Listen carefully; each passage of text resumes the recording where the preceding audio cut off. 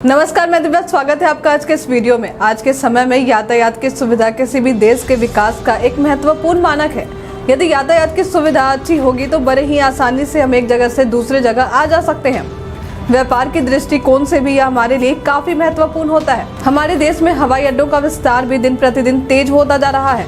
हवाई यात्रा करने वाले यात्रियों को सरकार देश के हर कोने में हवाई सुविधाओं को मुहैया करवा रही है। बिहार भी इस कड़ी में पीछे नहीं है। तो चलिए आज के इस वीडियो में हम जानेंगे बिहार में मौजूद एयरपोर्ट्स यानी हवाई अड्डे के बारे में। तो सबसे पहले हम बात करते हैं बिहार के हवाई अड्डों की सूची में शामिल गया एयरपोर्ट की। बिहार का यह एयरपोर्ट बिहार का पहला इंटरनेशनल एयरपोर्ट है। यह एयरपोर्ट भगवान विष्णु की धरती गया से लगभग 12 किलोमीटर की दूरी पर स्थित है। वहीं बोध गया से इसकी दूरी लगभग 5 किलोमीटर तक की है। बता दें कि 954 एकड़ के क्षेत्र में यह हवाई अड्डा फैला हुआ है। इस एयरपोर्ट के जरिए बौद्ध धर्म में विश्वास रखने वाले देश के यात्री विदेशों से सीधे गया एयरपोर्ट पर आते हैं। इस हवाई अड्डे से विमान अपने देश के कई राज्यों के साथ साथ Myanmar, Thailand, Vietnam, Bhutan, Japan और श्रीलंका जैसे देशों के लिए भी उड़ान भरती है। आइए अब दूसरे नंबर पर हम बात करते हैं जयप्रकाश नारायण एयरपोर्ट पटना की। गौरतलब है कि बिहार का यह हवाई अड्डा भारत का 14वां सबसे व्यस्त हवाई अड्डा है। लगभग 7000 फीट में इसके रनवे की लंबाई फैली हुई है। जयप्रकाश नारायण हवाई अड्डा अभी तक तो एक घरेलू हवाई अड्डा ही है, लेकिन इसे इंटरनेशनल एयरपोर्ट बनाने की भी बात की जा रही है। लेकिन जगह कम पड़ने के कारण यह मामला अभी तक कहीं न कहीं अटका हुआ है। यह airport Phulwari Sharif railway station और संजय गांधी जैविक उद्यान के बीच में स्थित है। यहाँ से भारत के कई राज्यों और प्रमुख नगरों के लिए विमान के जरिए उड़ान भरी जाती है, जिनमें दिल्ली, बेंगलोर, कोलकाता, जयपुर, अमृतसर, अहमदाबाद, मुंबई, जयपुर और चेन्नई आदि शामिल हैं। आइए बिहार में तीसरे नंबर पर हम बात करते हैं दरभंगा एयरपोर्ट की। इस एयरपोर्ट को महाराज कामेश्वर सिंह बहादुर द्वारा खुद के प्राइवेट एयरलाइन के रूप में शुरू किया गया था। यह एयरपोर्ट भी एक घरेलू एयरपोर्ट ही है, जहाँ से विमान केवल देश भर के लिए ही उड़ान भरती है। दरभंगा एयरपोर्ट वायु सेना स्टेशन दरभंगा के अंदर ही स्थित है, इसलिए इस पर स्वामित्व का हक भारतीय वायुसेना ही रखती है। मुख्यमंत्री नीतीश कुमार और केंद्रीय उड्डयन मंत्री सुरेश प्रभु द्वारा इस परियोजना की आधारशिला 24 दिसंबर 2018 को बिहार के मंत्री जयंत सिन्हा के उपस्थिति में रखी गई थी। रीजनल कनेक्टिविटी योजना के तहत भारत सरकार द्वारा जनवरी 2018 में स्पाइस जेट को दरभंगा से दिल्ली, बेंगलोर और मुंबई में उड़ान भरने के लिए चुना गया।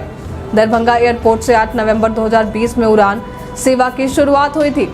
चलिए अब हम चौथे नंबर पर जानते हैं मुजफ्फरपुर एयरपोर्ट के बारे में। इस एयरपोर्ट को पूर्व प्रधानमंत्री इंदिरा गांधी के आगमन के समय बनाया गया था। साल 2018 में भारत के अन्य शहरों से जोड़ने के लिए उड़ान परियोजना के अंतर्गत मुजफ्फरपुर शहर में स्थित घरेलू एयरपोर्ट को जोड़ा गया था, जिसमें दोबारा इस हवाई अड्डे को स्थापित करने के लिए करीब 60 करोड़ रुपए तक जारी किए गए थे, ताकि मुजफ्फरपुर स्थित इस एयरपोर्ट से कोलकाता, रांची, गया और वाराणसी आदि जगहों के लिए उड़ान भरा जा सके। लेकिन अभी तक इस एयरपोर्ट को चालू नहीं किया गया है।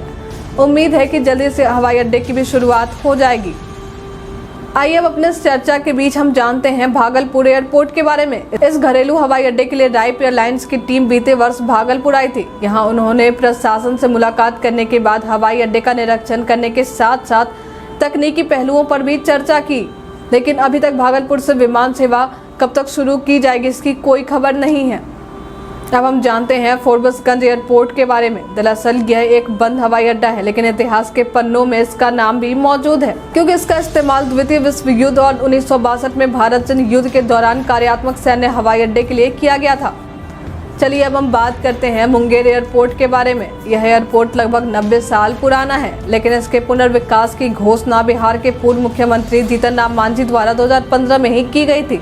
उनके द्वारा की गई घोषणा में कहा गया था कि इस हवाई अड्डे का विकास कर यहाँ से भी घरेलू उड़ान को शुरू किया जाएगा, लेकिन अभी तक इस हवाई अड्डे को शुरू नहीं किया गया है। बिहार राज्य भवन निर्माण निगम को 8 करोड़ रुपए की लागत से इसके नवीनीकरण का काम दिया गया था। मुख्यमंत्री नीतीश कुमार द्वारा मई 2016 में पुनर्निर्मित हवाई अड्डे, लाउंज और रनवे का उद्घाटन भी किया गया था, लेकिन अभी तक यहां से विमान सेवा शुरू नहीं की गई है। तो अब हम बात करते हैं रक्सौल एयरपोर्ट के बारे में। भारत चीन युद्ध के बाद इसकी स्थापना 1962 में की गई थी। उस वक्त इस हवाई अड्डे ने भारतीय सेना के लिए आपातकालीन लैंडिंग ग्राउंड के रूप में काम किया था। हाल ही में इस हवाई अड्डे के विस्तार के लिए प्रस्ताव भी रखा गया था, जिसके लिए 121 एकड़ भूमि की आवश्यकता थी।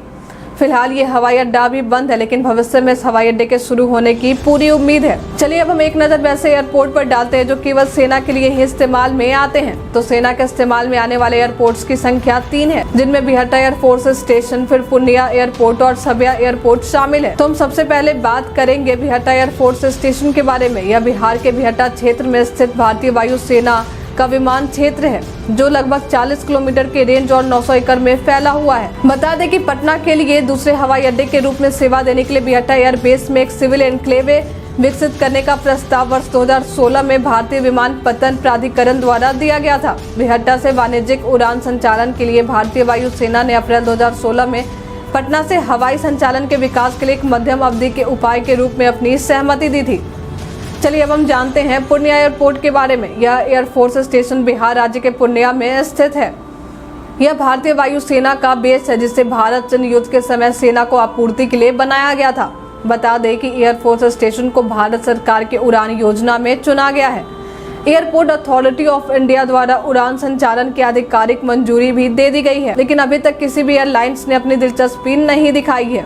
वहीं यात्री terminal, VVIP lounge, cargo terminal के निर्माण के लिए 50 एकड़ जमीन और सड़क संपर्क के लिए 3 एकड़ भूमि के अधिग्रहण के लिए बिहार सरकार भी असमर्थ है, जिसकी सबसे बड़ी वजह यह है कि ये मामला पटना उच्च न्यायालय में कुछ किसानों द्वारा दायर विभिन्न अदालती मामलों के कारण अधूरे पड़ा हुआ है। अब आखिरी में हम जानते हैं सबिया एयरपोर्ट के बारे में। यह एयरपोर्ट बिहार के गोपालगंज जिले के कंदगोपी गांव में स्थित है। यह एयरपोर्ट बिहार के गोपालगंज जिले के कंदगोपी गांव में स्थित एक सैन्य हवाई अड्डा है। इसे भारत के रक्षा मंत्रालय के अधीन रखा गया है। बावजूद इसके यहाँ कोई भी सेना और बल नहीं है, लेकिन अब रक्षा मंत्रालय द्वारा सबिया हवाई अड्डे को चालू करने की दिशा में पहल तेज कर दी गई है। इस हवाई पट्टी को 1868 एकड़ में बनाया गया था। चीन से यह क्षेत्र नजदीक होने के कारण इसे सुरक्षा के लिहाज से भी बनाया गया था और द्वितीय विश्व युद्ध के समय में ही यह इस्तेमाल में आया था। उम्मीद है कि आने वाले समय में बिहार की धरती पर बंद पड़े एयरपोर्ट को शुरू करने की दिशा में काम तेजी से किया जाएगा। यदि ऐसा होता है तो बिहार वासियों के आवागमन की सुविधा और भी दुरुस्त हो जाएगी और बिहार तेजी से विकास के पायदान को चढ़ता जाएगा। आज के इस वीडियो में फिलहाल इतना ही। उम्मीद करते हैं आज की जानकारी आपको पसंद आई होगी। हमारे साथ बने रहने के लिए आपका धन्यवाद।